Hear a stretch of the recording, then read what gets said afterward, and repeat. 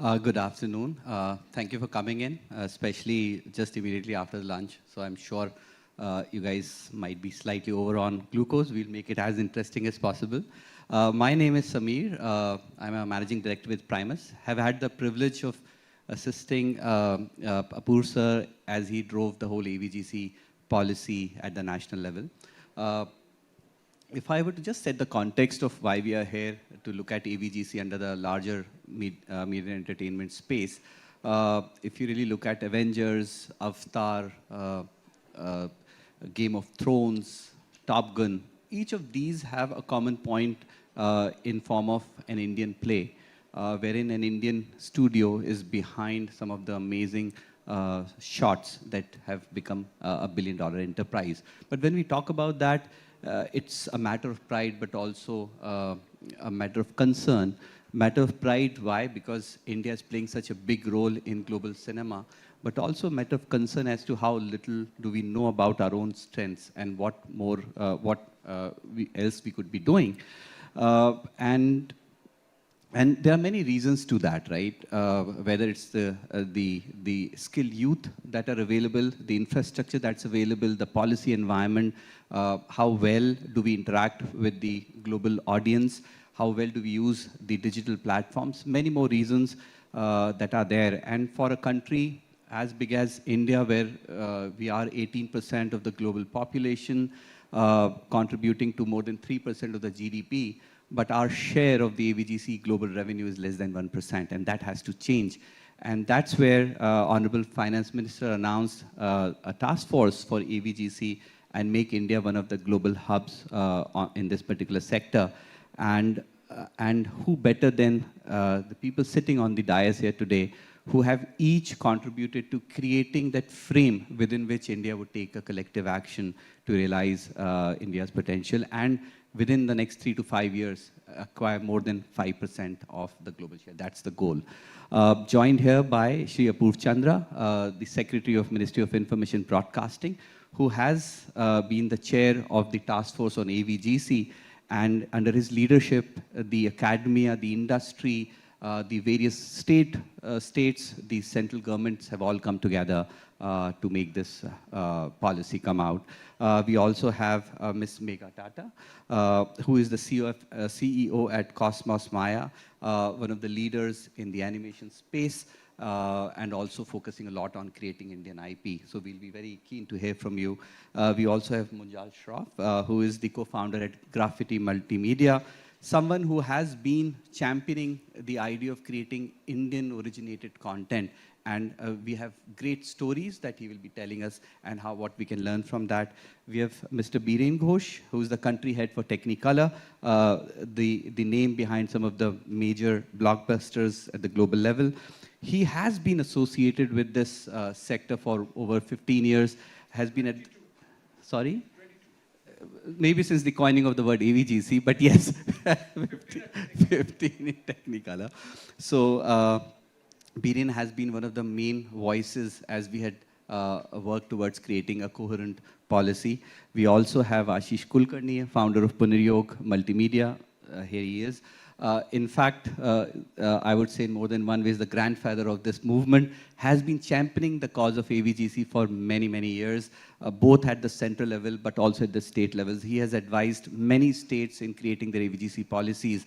And since the national policy has come about, many states have shown interest in Ashish has been advising. And then also we have Jahil Thakkar, the head of multimedia practice at Deloitte, someone who has seen the complete value chain of the media and entertainment space, not only India, but across, and has been advising private sector and public sector on how do you mainstream India into the M&E space. So thank you, all of you, for being here and sharing with us and everyone what your thoughts are as India takes on an AVGC pole position in the times to come.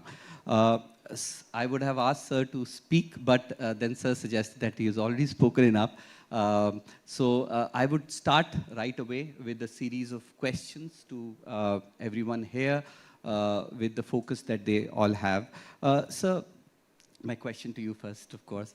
With the national policy that it's at the anvil of being made formal by the cabinet, Something that you had talked about is how do you bring the public and the private sector together, and also the center and the state together, and also the many line ministries together, because this sector will only succeed when we are looking at every aspect of it, whether it's education, skilling, or industry development, or IP creation, or even export potential.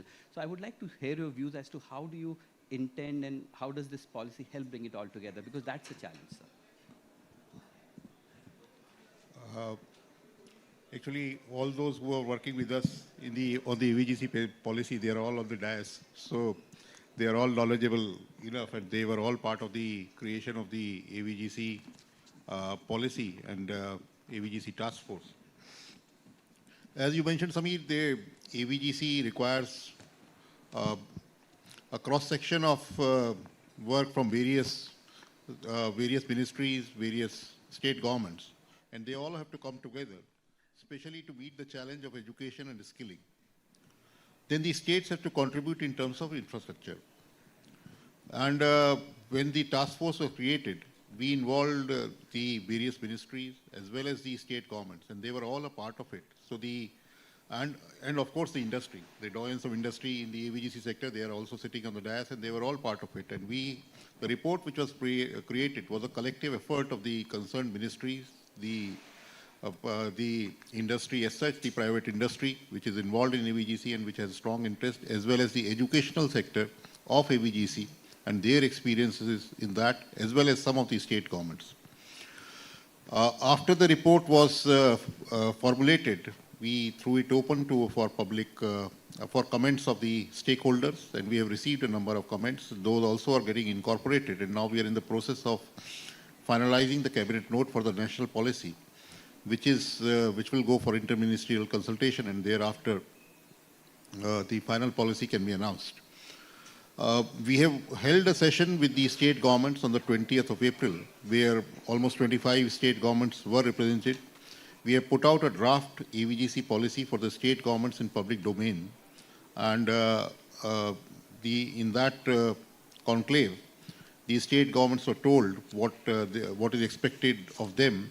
Some had some questions, and they were ably replied, and now I'm sure that the industry also will take it forward while we have put it out to the state governments to frame their own policy.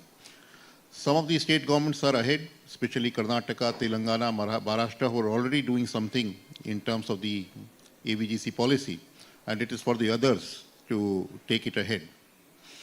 As regards skilling and education, because that is the core of making manpower available, there we are in touch with the Education Department of the Government of India, as well as NCERT and all the other stakeholders, All India Council for Technical Education, to incorporate animation courses and visual effect courses into school curriculums starting from 6th onwards into computer science and the activities curriculum, as well as skilling later on, and a standardization of the courses at graduate level, postgraduate level, and subsequently. We are also, what has been talked about for a long time is the National Center for Excellence. The National Center for Excellence has been on the drawing board for almost 7-8 years now, but we hope that now this is the final year. And there again, we want to involve the private sector. We are partnering with CIA and FICCI. FICCI, of course, is here, is organizing this event, so that the character of the NCOE remains a private sector entity, not a government entity, so that it gives more flexibility in terms of operations, in terms of hiring of faculty, hiring of manpower, and designing the courses. And we hope that we would be able to begin this NCOE during the course of this year through accommodation which is already available with the Film Division at Pedder Road in Mumbai.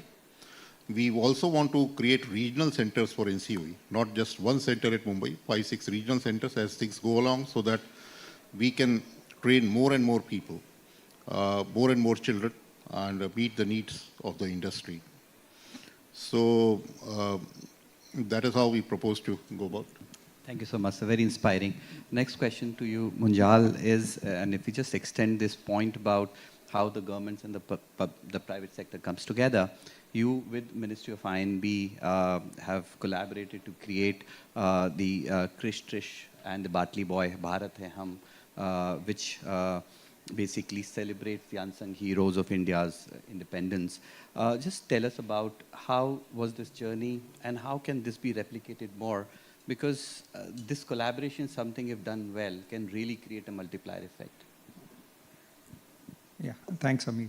So I think as graffiti, we've always believed in the India story and content coming from India, and not just for the domestic market, but also for the international market.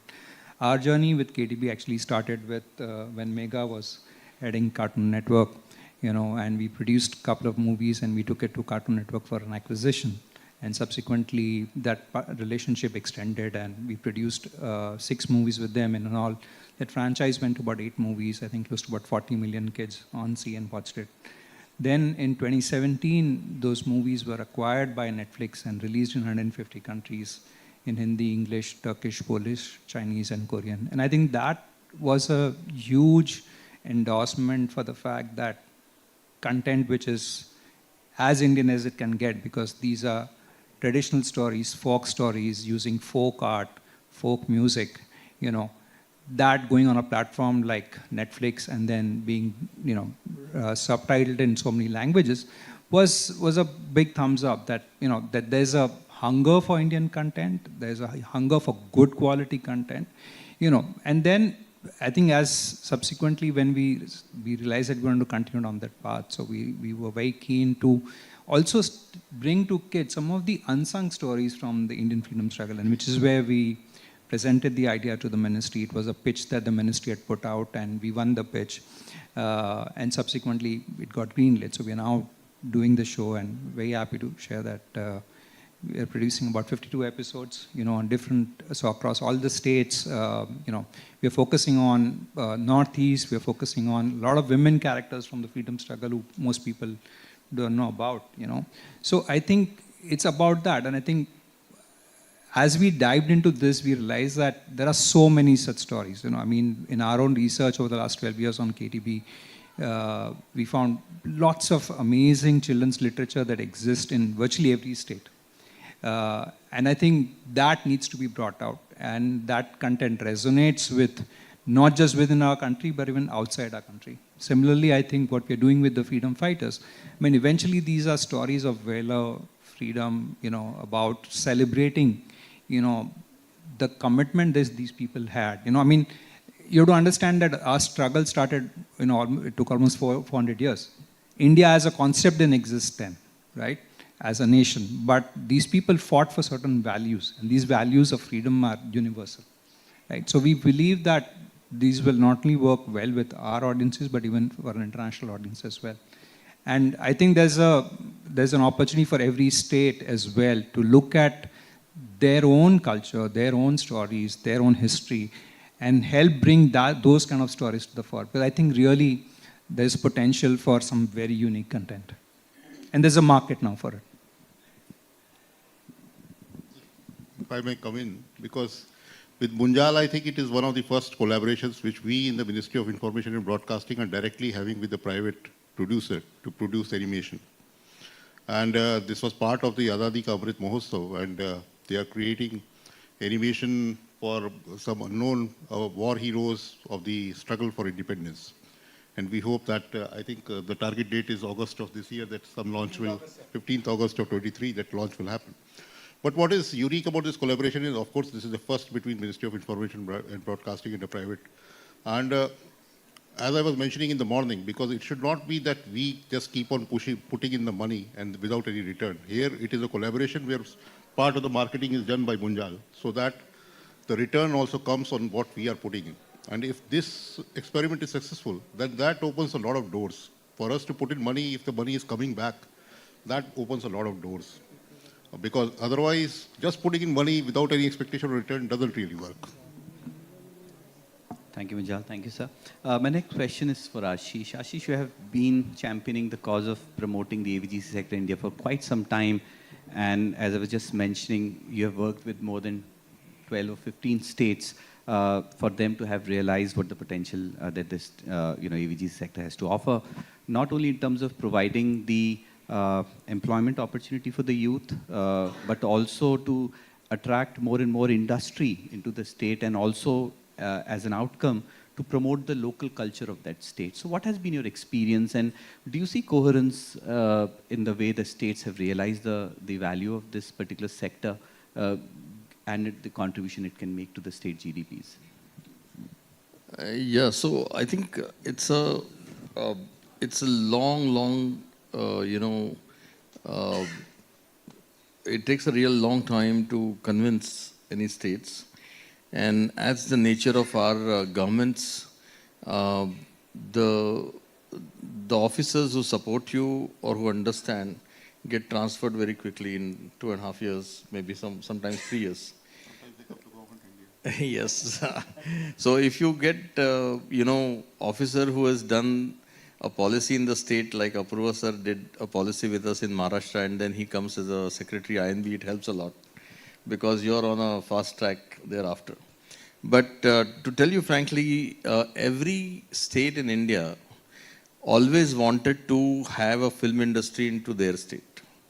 And this inspiration of the state is fulfilled by AVGC, because the issue is that in 2020, we started with AVGC forum in FICCI after the first FICCI frames in 1999. And we also, 2002, we created Best Animated Frames Awards. And then we went to each state, we did a road show. And it became very difficult for, us to see that state really never had anything to display in terms of, the studio or anything. So at that point in time, we realized that it's an important thing that the state's inspiration of making films should start sometime with post-production, should start sometime with animation which can be delivered from that state. And animation itself at that point in time was very new in India. So we looked at all the states which were already having films as a base and television programming as a base. So we first concentrated on those cities where a cluster can be created. And then when people were enough trained, then a group of people went to, like some of them are sitting here, they went from Mumbai, Bangalore and Hyderabad to Calcutta. Many of these people went back to say Indore or Bhopal, and now they have studios there. Now those studios are big. Those studios are hiring 600, 700 people. So it had to start somewhere. And then the government had to be convinced that it's not always about films. It's about, the part of the filmmaking can be completed with this, and not only the Indian filmmaking, but even the international filmmaking can actually come to your state, like Manipur or, Nagaland or Assam, if we have enough guys sitting from here. So when we displayed this, then the confidence actually grew, and now the states are so willing to have a policy. And first of all, it was very difficult because the state governments have to still put their act together, because some of the states are vertical under the culture ministry. Some of them have it under the culture and tourism ministry. Some of them have it under the IT ministry. There is the IT-BT ministry. In Maharashtra, we have it under the industries ministry. Within industries ministry, there is the IT policy, and we are part of ITES. So it becomes very difficult to convince that why do we require a separate animation gaming policy? Because it's overshadowed by a lot of other industries, and they need to understand why there is a need. But the local job creations, the restoration of local art forms, the people migrating from local art forms directly into creating animation is something that we need to prove them. And no sooner you have proven 1 or 2 case studies, the things become easier for you. And I think with the National Education Policy 2020, now we are making rounds with Media and Entertainment Skill Council to go to every state board and give them a curriculum from 6th to 12th and ask them to start these programs from 6th to 12th. Then we went to the universities. So collectively, it becomes an ecosystem that when university also talks to the local state government, school boards also talk and say, we want to do these programs. Then the critical mass of artists get created. And once that critical mass is there, then a good studio from somewhere would like to have a branch there.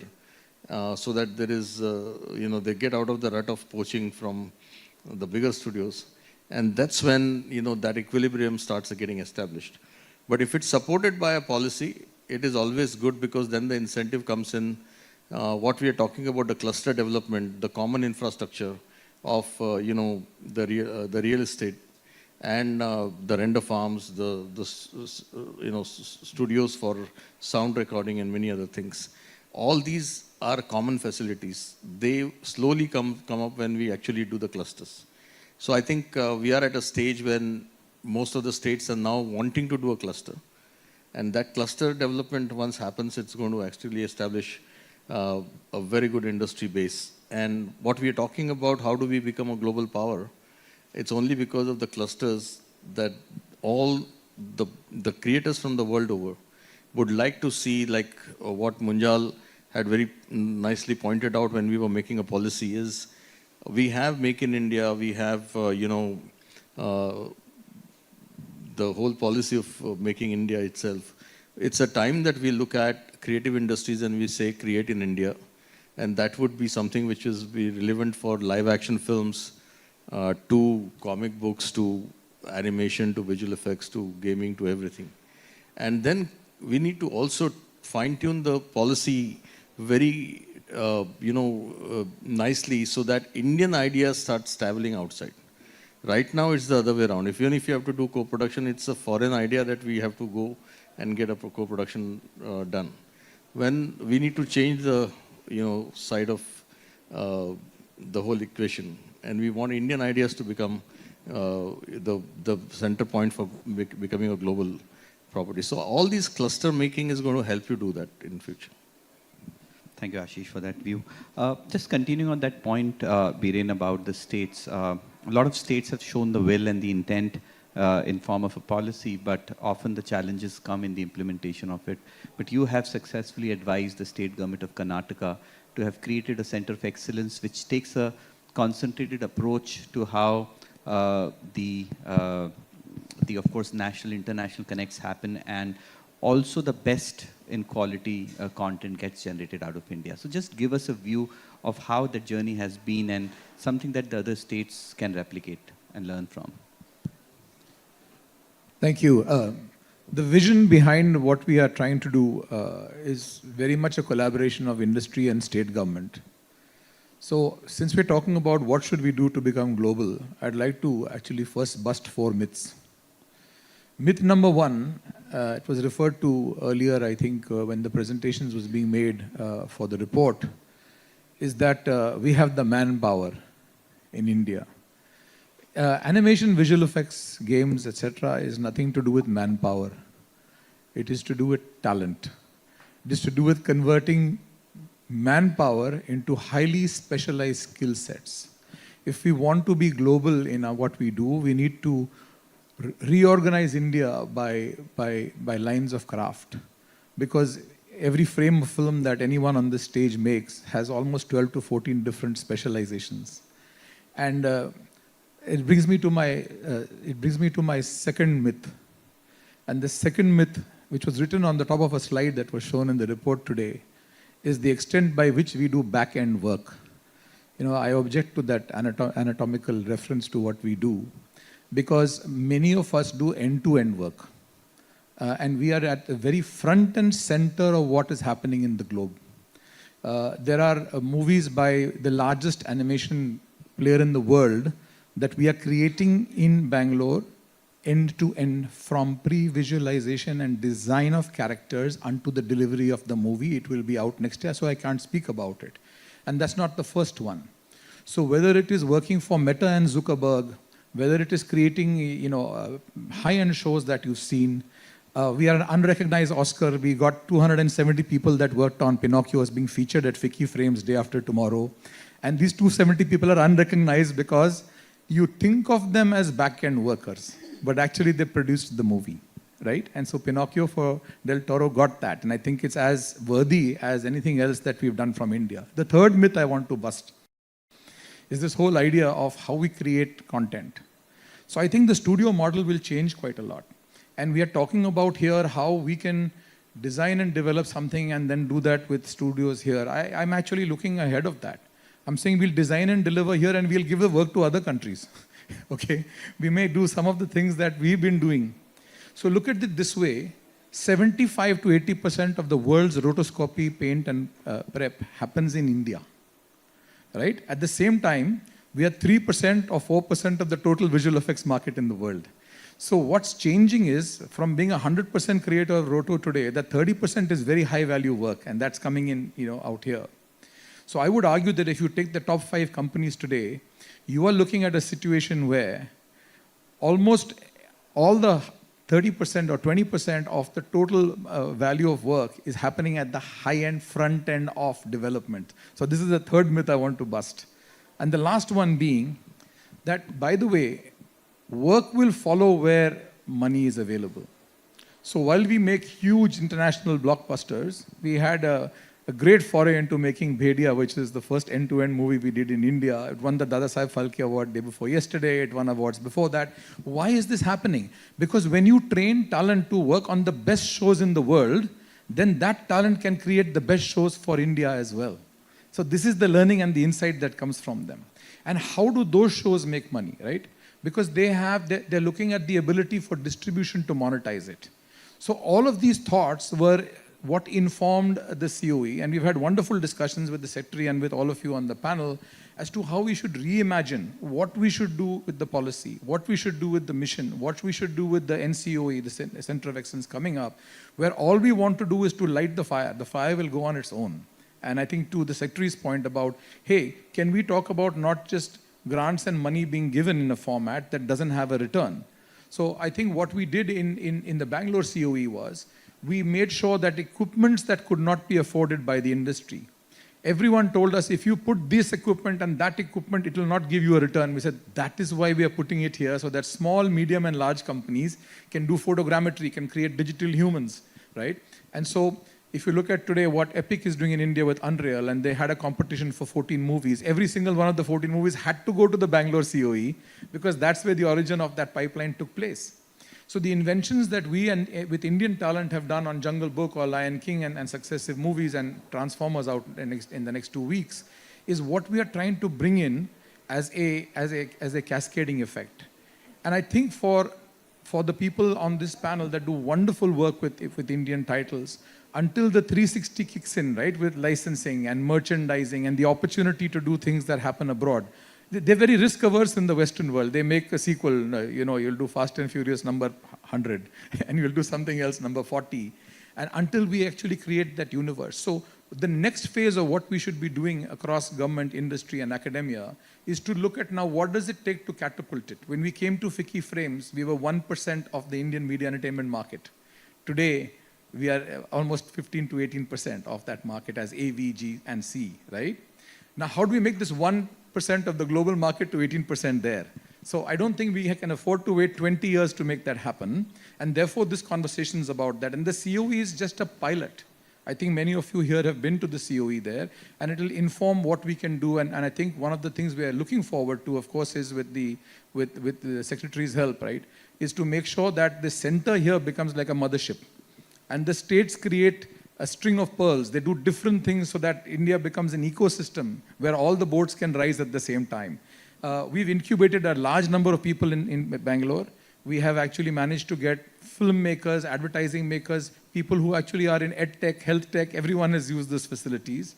And the most important thing there is we work with 27 government art colleges at the bottom of the pyramid, right? So that's really, really critical. I think those are the learnings that we have from Bangalore. And everyone here is welcome to both use it and visit it. Thank you, Bireen. We will. My next question, Megha, is to you. Since the pandemic, OTTs have really taken off, right? If we look at the top 3 or 4 OTT platforms, they are in more than 4,000 towns with 80 million subscribers, etc. And you yourself have, in your previous avatar, launched one of the massively successful platform called Discovery Plus. the consumer behaviors have changed. Yet we still see that we are a net importer of content, as in the content that the world has, which India is consuming. Are we missing out with the access these 8 OTT platforms have given to the versatile content? What is it that we can do as the nation to really create more and more of that content or tap onto this OTT phenomenon? Thanks, Samir. So I think just to give a perspective as well, like I have been on both the sides, broadcaster where we were buying content and offering it to studios, and now on the other side we're creating content. I think there's been a journey in the last decade or so where there's been an evolution of content creation. And talking a little bit more about animation, since this is specifically with AVGC in mind, you know, we were having a chat earlier in the afternoon that about 15 years ago, that's when I think Chhota Bheem completed some 15 years of its existence. That was the first show which came into the country as an Indian animation series, right? That actually opened the doors for the content, for creation of Indian animation. And then, of course, a lot of other shows happen, whether it's Motu Patlu, which still continues to be the #1 show in the country. And that's the show we make as well. So I think the evolution in the creation of the Indian content has happened. But in my view, there is some kind of a plateau we have reached right now. And it's a bit of a chicken and egg situation, right? To create what Munjal is saying, content which travels outside of the country. Everybody has that desire to create that Indian piece of content which you know, reaches other parts of the world or becomes a phenomena like Korean content has become, you know. So why is it that Indian content, and this is not just animation but live action as well, why is it that we're not able to make Squid Games kind of a content which cuts across different parts of the world? So there is the desire. But in the world of animation, I think there is a limitation on multiple levels. Talent was one of them, like Biren highlighted. The economics of running a business in the world, in the animation space in India has a bit of challenges. I think the policy which has been you know, wonderfully created by these stalwarts of the industry is fantastic step forward. But like Munjal and I was discussing, that some of these things now have to get into execution mode. You know, there's one to say and there's one to do. So we have to get into specificities of how do these different policy recommendations convert, which creates businesses which are sustainable, so we are able to bring the best talent, so we are able to create content which cuts across not only the audiences in India but globally. So there is a trend you see, there is an intention by every platform, every content creator. Even the OTT is actually given an opportunity to a lot of creators today. I mean, if at all there was the best time in the history of media and entertainment, it is now for content creators specifically, because you know, sky is the limit. You can just create whatever. The talent which has come out in the country on the back of these platforms is phenomenal. So across the sectors, whether it's live action or it's regional content or whether it's animation, you know, and the visual effects world, the opportunity exists. Now, how as an industry body are able to create content which actually can stand out, you know, and bring that clutter-breaking content is where the challenge is. If you see a lot of the content, sometimes, and this used to be a joke earlier on when I used to be in the television space, like when you used to see a whole lot of soaps, right? You put your hand on the logo of the channel, you wouldn't know which channel you're watching, right? Because everything looked the same. So in many ways, some of the content which is just getting created, even across different genres, seems in the similar space. But I think, to your question, what is the OTT as a platform offering? Clearly, there is an opportunity. How do we as animation industry, create that content which cuts across the globe has to be taken in multiple steps. So yeah, hoping that we are able to do that. And just one point to sort of close my piece here is that, again, I think over the years, for everybody in the room, if you ask, think of animation equals to cartoons, right? Anyone in the room will say, like, what's animation? It's like, whatever the cartoon, it's all kids in the kid space. I think time has come for us as an industry to get out of that thinking, right? Animation is a medium. It is not the destination. So it's time we create content in animation for adults. Why can't we create a South Park out of India? Or why can't we create Simpsons out of India, right? It's not that there isn't an audience, because like you said, during the pandemic, you've just created an opportunity for everybody to watch content on OTT. So the exposure is there and they're consuming it. I think we should look at ideas and be a little bit more, I guess, gutsy, if that's the right word. And somebody's got to take that punt and say, okay, let's try creating a series which is in animation for adults. And I'm hoping that by the time the next FICCI happens, there would be one idea which some of us have created, which is for the adults through animation. Thank you, Megha. Just building upon her point, Jahil, she said that if there were ever a time to be in this space, it is now, right? And which means content production is no longer the bailiwick of the big production houses. It's in every household where people have creative ideas and they create content. But if you look at AVGC, there is a significant dependencies on technologies, right? India, unfortunately, and in talking to a lot of companies, we have understood that a lot of the technologies that we use are all imported, right? Which makes it very difficult for these young entrepreneurs or content creators to access this high-end technology, which means it limits creativity in some senses. So I just wanted your views on what are those models that you see across the globe wherein technology has been democratized, giving it access to every single household and leave the creativity to them. I think Megha's absolutely right that, you know, I'm saying Megha's absolutely right that, you know, if there was a time, it's now. You know, you've seen many articles about, you know, even in the US, this has been the last few years have been called the golden age of television. And similarly on the creator economy, now whether you take OTT, whether you take social media, whether you take, you know, there's a burst of creativity at the individual level, at, you know, smaller companies, etc. I also believe that we are on the cusp of the democratization of access to what is today very expensive technology.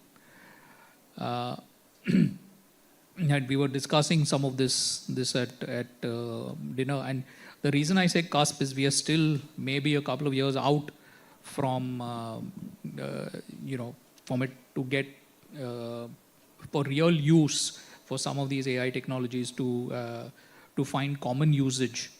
But we have a lot of people experimenting with technology that is that can become really accessible at an individual level, from what today requires very, you know, expensive software subscriptions and is a big P&L item and a pain point for forget startups. I mean, for a lot of existing medium and even large companies. You know, I think the COE is very much a step in the right direction for some of these models. So, you know, creating facilities like that with access that smaller companies, even individuals in some cases, can access, I think is something that, you know, that should be considered. This string of pearls of 4 or 5, you know, I would say why 4 or 5? I mean, you know, perhaps every city should have one, at least every state, 2-3 cities should have one. Secondly, I think academic institutions, where obviously we are investing in skilling, etc. You know, the secretary, the ministry, the industry is, you know, about to embark on that journey with skilling. But I think some of our institutions where we are investing in skilling for some of these have access and relationships with companies that can introduce a lot of these technologies to young minds. It's a win-win partnership in that sense. It introduces that company's technology to a very vast pool of people. And the greater the scale we achieve, the lower the costs. Obviously, there are, yes, you're right that, a lot of this software is, MNC software, etc. There are several startups now playing in this space, especially through SaaS models, etc., which are starting to come up. I think greater visibility in the funding community is needed around them, for them to be able to have a chance of survival and get to the next stage. I would urge the industry to try a lot of these out as well. And the last is, of course, commercialization of a lot of technology or products that the industry creates as part of their creation and production process. Indian industry is great at jugaad. I mean, they're creating their own little programs and bots and contraptions to create what they need to create to cut costs. But having a commercialization mindset that, look, I've created this little middleware to do some work at my company on my production. Can I take that and commercialize it across? That is another way to bring the cost down. Thank you, Jain. Sir, my question to you. If you look at the recent Oscars, where 2 of our regional movies made it to that global platform, historically it has been, to use the term Bollywood, which has been leading the larger Indian story at a global audience. But then if you look at during pandemic or post, the regional cinemas have really taken the lead in terms of the originality of the storytelling, the using AVGC technologies, and even tapping into the global market. With you at the helm of it as the national representative, we have an NFDC-like body. What is it that the government is thinking in terms of really mainstreaming every regional cinemas? Now, some of those regional cinemas are self-sustainable, but if you really look at northeastern markets or elsewhere, they may still need some support. So what is it that we could do? I thought this question will come in the next session. Not directly related to AVGC. But, so you have been in many sessions, so I'm sure there will be overlaps. No, but continuing with the AVGC first. Actually, two, three more points I would like to make. First, taking off a brain regarding the Center for Excellence. So in the National Center for Excellence, while earlier it was largely more of the spending, what Government of India was doing was largely on construction. So now, again, taking from what they have done in Karnataka, now what we have envisaged is that almost 40 to 50% of the technology our spending from Government of India side will be on such equipment which is not easily available to the others. So we propose to spend almost 200 crores only on procurement of equipment which is not easily available, and then making it available to those startups and others to use it readily. Then we are also proposing a sort of a seed capital fund for startups, which we can then use that it is a sort of a fund which can be used to leverage with other funds, and as a AVGC startup fund that we can spawn AVGC startup funds in various places, and that is what we are proposing to the states also. Then secondly is the issue of incentives, because when we in Government of India announced the incentives, so there we have included post-production and AVGC also, which I think is unique, because most of the people understand that our incentives are for filming in India. But actually they go to post-production and AVGC, and that is what I've been telling Viren and others, that since you are doing all this work for the foreign studios, so you should come forward and start taking these incentives, because they are ready-made and they are available straight away. And you are already doing that work. We are also working to simplify the processes, because working on AVGC in a project there, it is much easier to really see that what has been done in India in terms of forex earning. And we need not really go into the manpower aspects, who has worked and what all. We did not go into those details. So I think we will come out with a simpler framework for giving incentives for AVGC, and that should help to our AVGC sector. And thirdly, again, taking off from what I was said regarding our collaboration with Binjal, because last time when I was here, there was a lot of discussion about DD Kids, and today also people mentioned that there should be a DD Kids channel dedicated to animation and giving our stories to our kids. And last time also I mentioned that that is very much possible. But again, don't expect that the government of India will keep on putting in the money and you create without any expectation of return. If there is something that it works on a sort of a no profit, no loss sort of a basis for Doordarshan, then we are very much in it. Or even if putting in some money, but don't expect that we'll put in 100 crores every year just for running a DD Kids. So that won't happen. But if it is a sort of a even case, then it is, then it works. Now, coming to what you were saying, yes, I mean, most of the films now have almost 30 to 40% of animation visual effect component. Any film which you see, I mean, people may not even realize that a lot of it is visual effects. And and that component will keep going up, will keep on happening. And there we have to leverage our talent, because the work in India, the quality is very high, as Biren was saying, that we work at the top-end projects.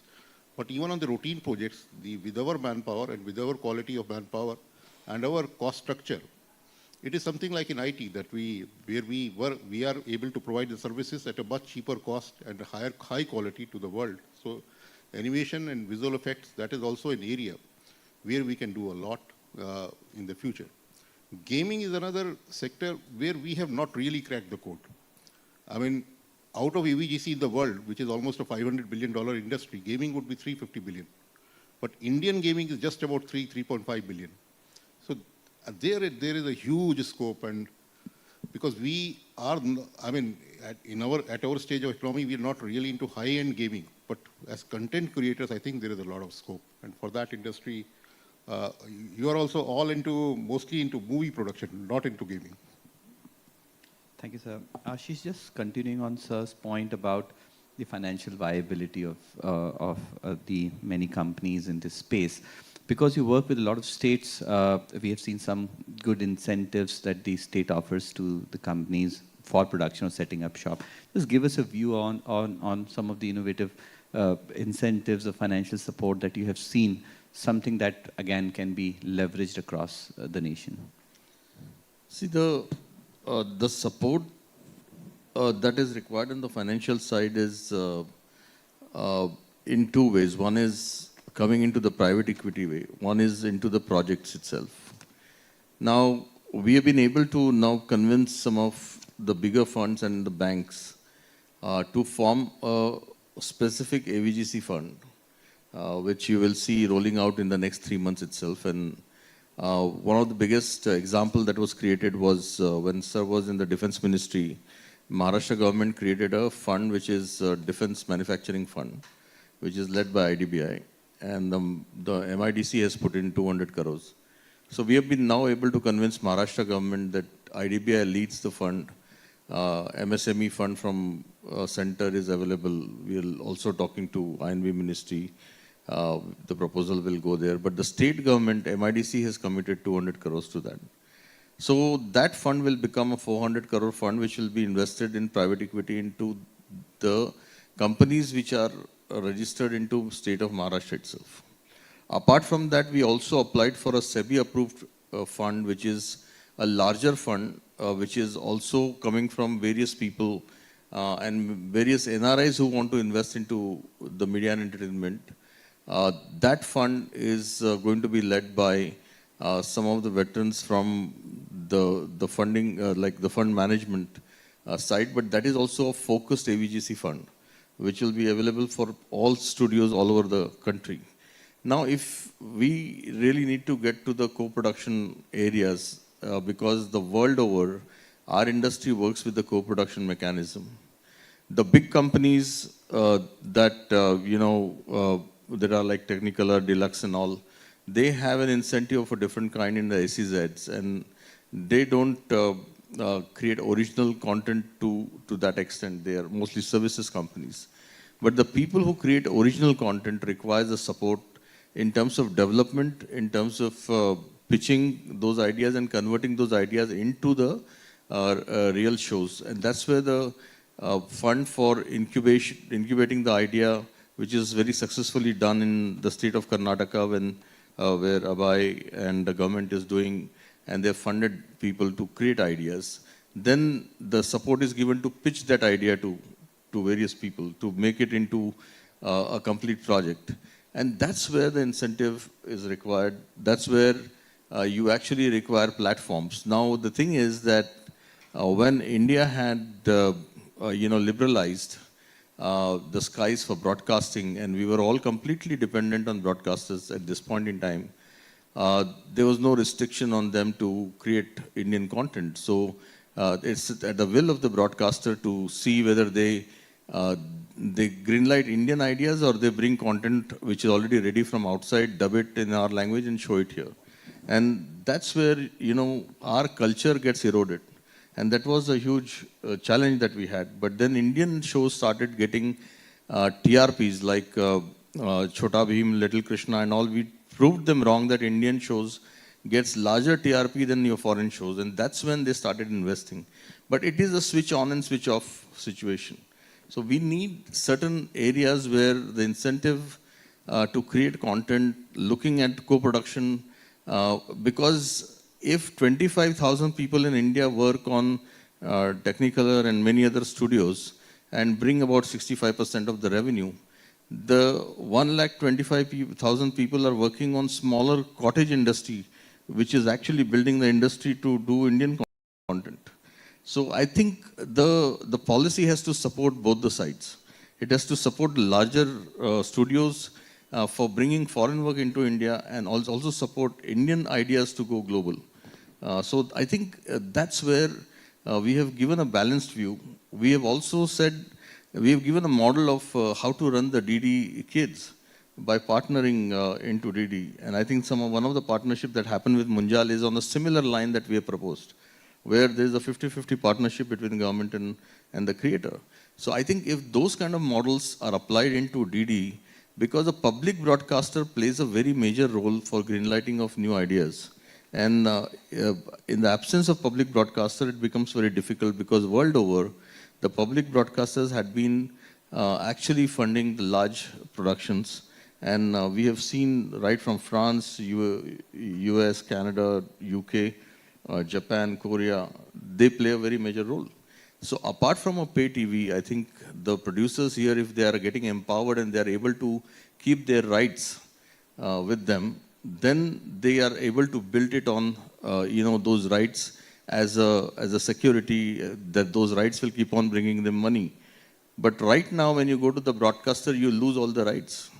And that's where there is a big challenge, So I think we are wanting to find in-between way of making sure that the creator of this country should be able to retain those rights. And this incentive should actually give them an empowerment to be at a level playing field with other counterparts in the world, so that they are also going to say, okay, if your country is giving this, my country is giving this, let's do it together.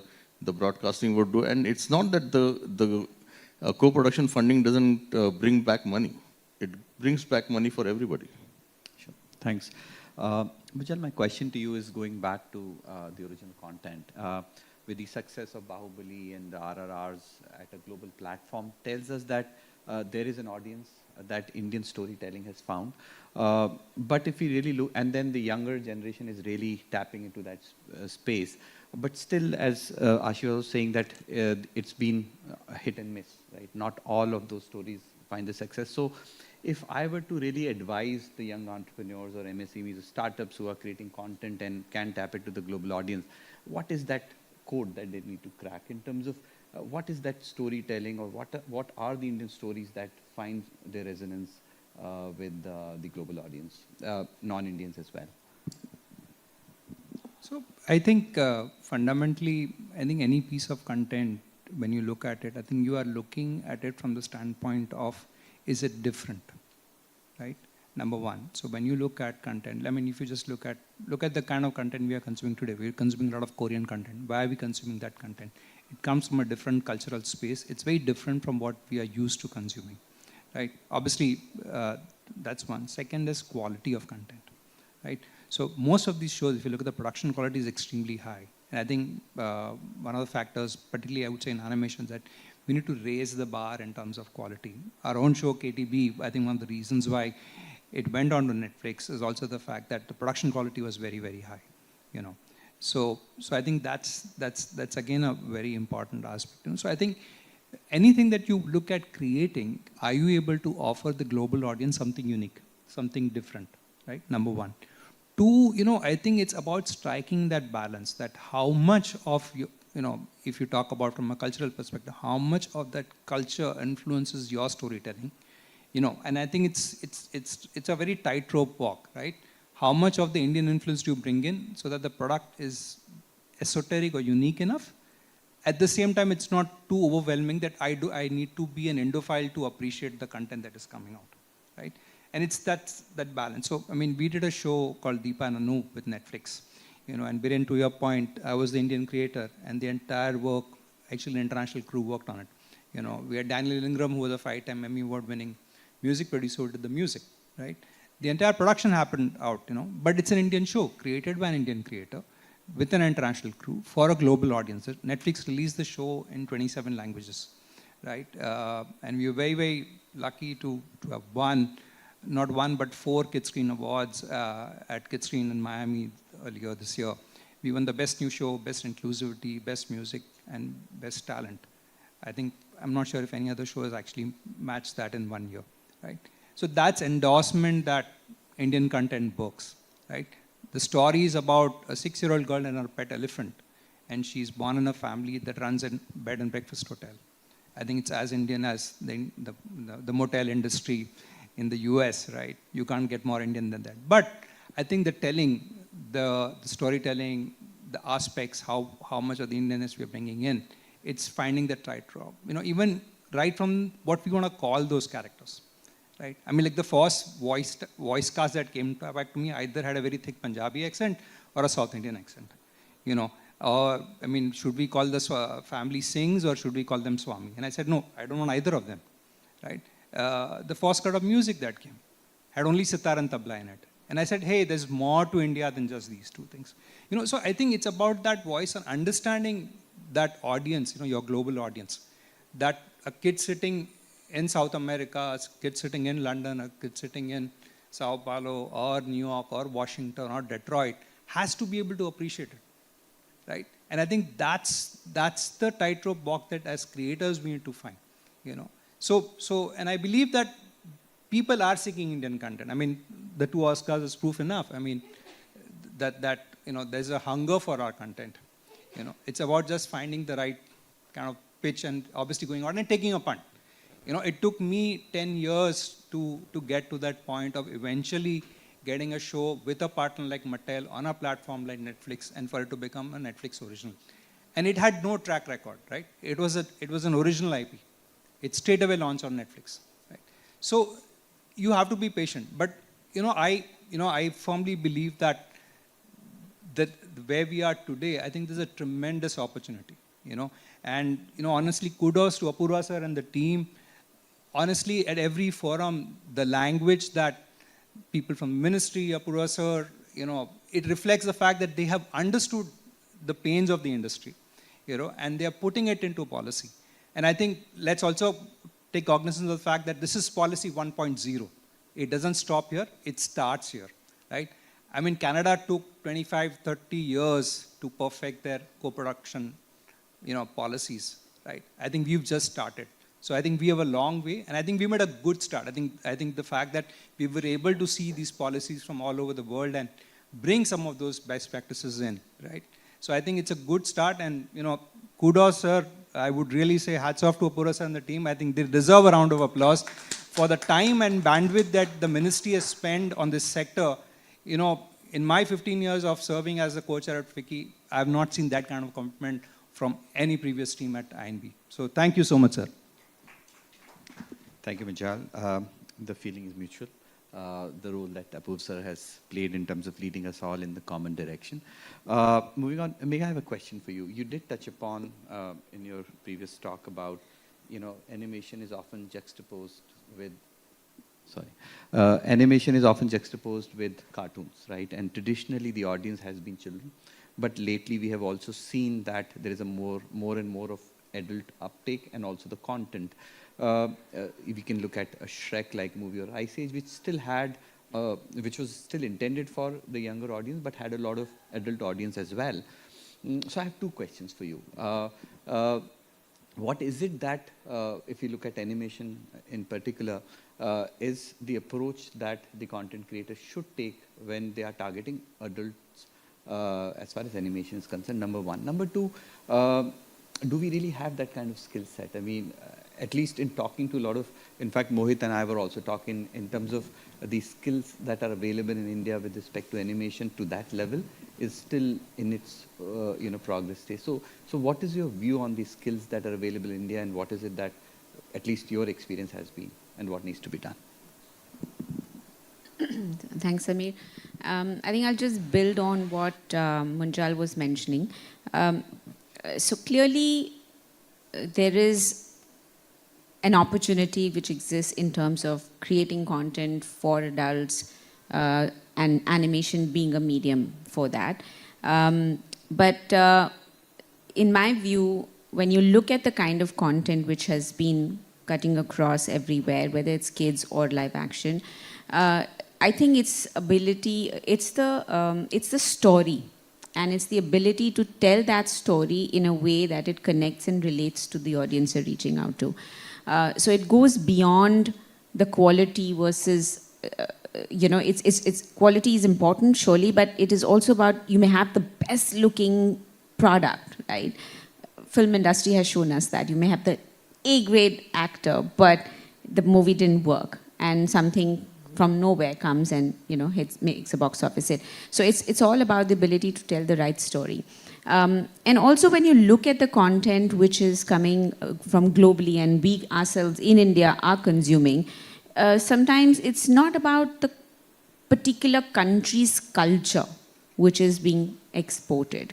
It is, again, how you've connected with that audience with the storyline. So, when you look at some of the kids' animation content which is getting consumed, some of the big consumption are shows like Doraemon and Shin-chan. I mean, which country culture are we talking about that, right? But it is the #1 show in so many ways which is being consumed. So what is connecting? Kids are loving that show. Why? Because you're talking to them. It's you understand them, you talk to them, it doesn't matter, it's not the best quality of animation, but it connects, right? So I think the opportunity lies in various platforms, not only in kids, but in adults as well. But it's really about understanding the story and connecting with the audience. Coming to your talent question, it's a big challenge, big challenge. And I think Biren touched upon it as well. The ability to create, so I think this is where probably the taking a glass half full approach to this is that there is a lot of content being created out of India which is doing extremely well. In the last few years, you've seen some fantastic talent content on the OTT. Now, if you convert that talent into animation, for example, it's again storytelling. Animation is just a medium. I think there is an opportunity which lies. Somebody has to take that first step. And like we always say, in hindsight, everybody's a genius, right? And then you can just say, oh, wow, there's a great idea. We should have, we were talking about it in these forums, but somebody has to do it. So I think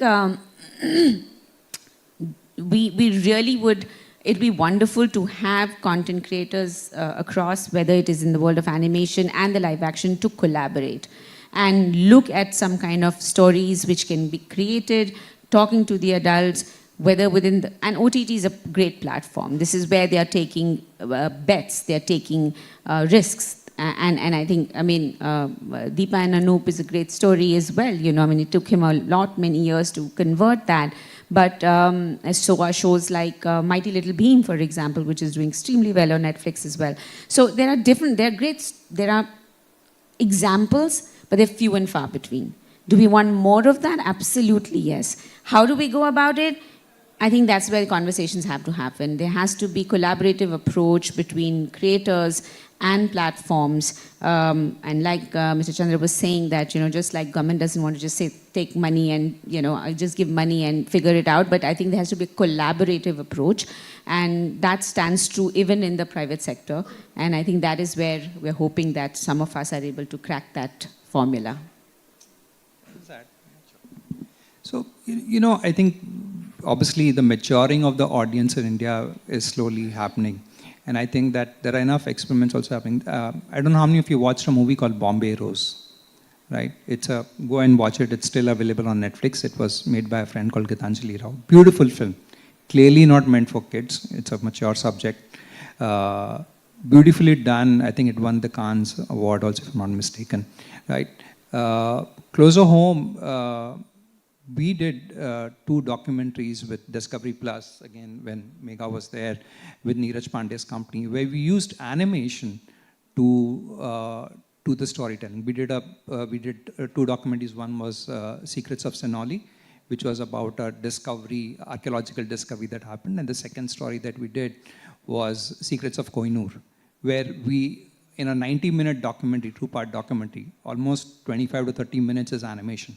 And animation was used to tell the story of the Kohinoor. The entire B-roll, which was the entire history of Kohinoor, was said using animation. So the point I'm trying to make is that I think it's also about your ability and willing to experiment. A lot of things today, like something like South Park, even if you go and check how it was started by a bunch of guys saying, hey, let's do something different. Nobody commissioned them, right? They went out, took a punt, it became popular, and that's when the big boys came and said, oh, please do more, right? So I think as creators, many times you just need to put yourself out and say, yaar, isko karna chahiye. So that's it. Thank you, Majal. Thank you, Megha. My last question, Biren, to both you and Jahil, why it is important? One, because you lead one of the largest global organization in the AVGC space. And Jahil, you look at this sector across the globe and also across the value chain as well. So when we talk about AVGC, at least in the recent times, it has been with the M&E lens, as in filmmaking and gaming and all of that. But I just read somewhere that the whole concept of metaverse is going to contribute 1.4 or 1.5 trillion dollar to the Asian economy every year by 2030.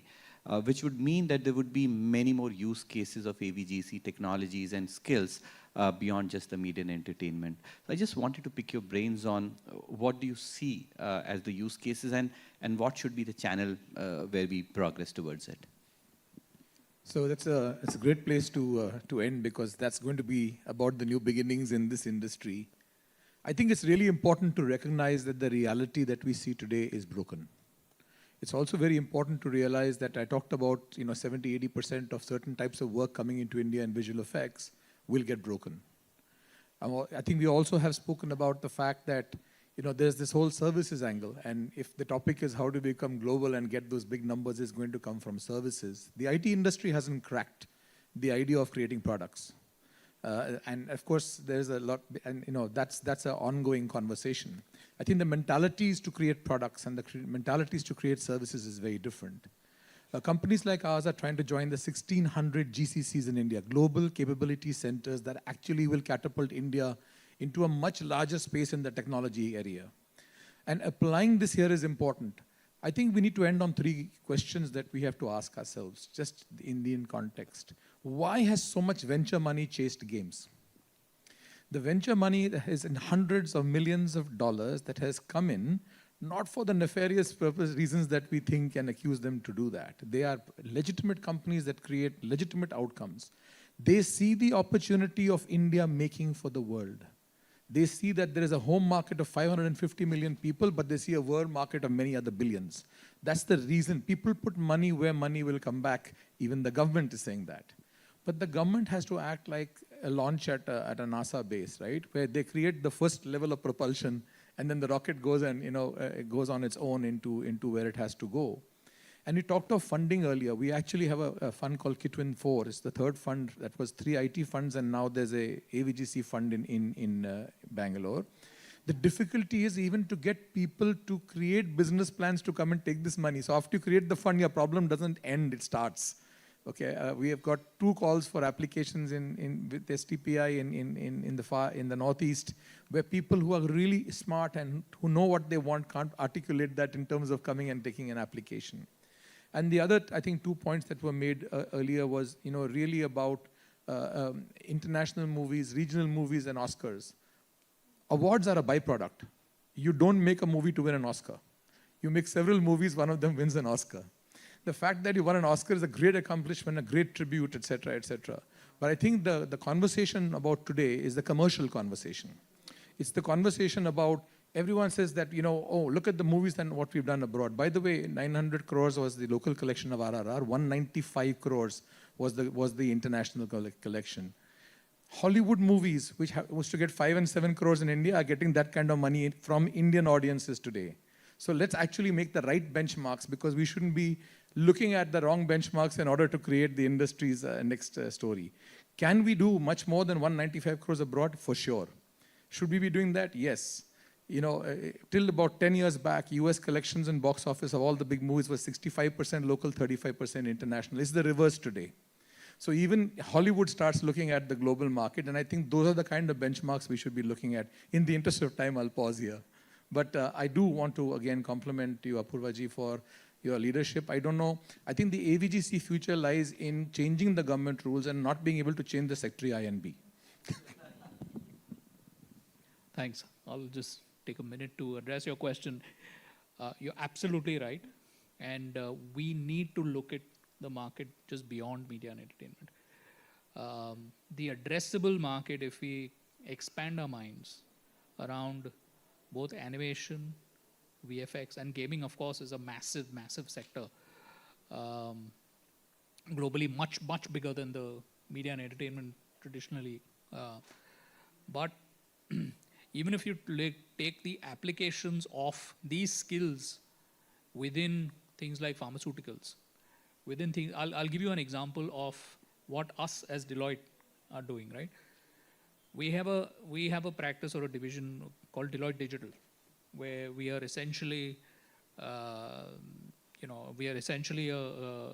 agency, a marketing agency. But we have now hired hundreds of people with these skill sets. We're filmmakers, animators, designers, at what you might call a traditionally, consulting or tax services kind of firm, because we are doing digital transformation work around the globe, which is being executed here, where we are doing UI, UX, people's custom applications need these kind of skills. Product demos, the automobile industry, the real estate industry, simulations. So the addressable market, at least for services, is massive, as well as for products. So, it's many, many times what we are talking about today in terms of media applications. Thank you. I think we are out of our time. So as I close, I just want to draw a parallel for you all. I don't know. You should. Okay. It took the Indian IT industry 30 years to become a $200 billion industry, employing 50 lakh people. As far as AVGC is concerned, I don't think we have that much of time. Sir would not allow us to do that. And why am I confident? For the last 1 year, I've had the ringside view to the industry, the government's inaction towards a common cause of making India a global hub. And with Sir's leadership and all of you on the dais and many more in the audience, I am very, very confident that India can achieve that number in a very, very quick time. So thank you, all of you, sharing your views, and thank you for listening in.